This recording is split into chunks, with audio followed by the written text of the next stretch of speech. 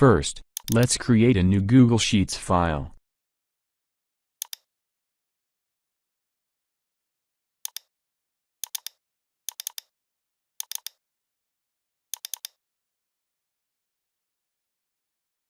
Press Ctrl+P, and click Next.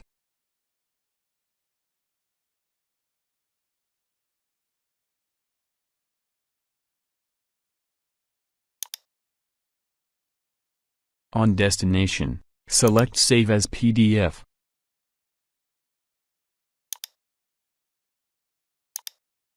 Select where to save it on your computer.